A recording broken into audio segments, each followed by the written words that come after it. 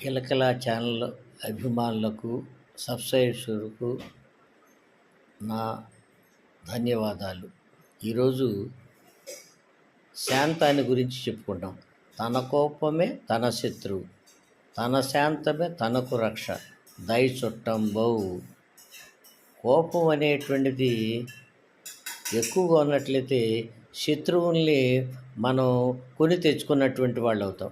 ఏదైనా ఒక విషయం కానీ వచ్చినట్లయితే కోపంతో చెప్పినా అదే విషయం, శాంతంతో చెప్పినా అదే విషయం. శాంతంగా విషయాన్ని చెప్పండి, బీపీ షుగర్లకు దూరంగా ఉండండి.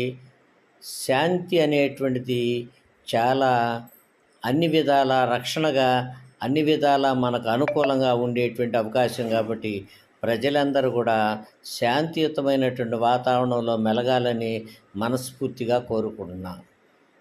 ఓం శాంతి.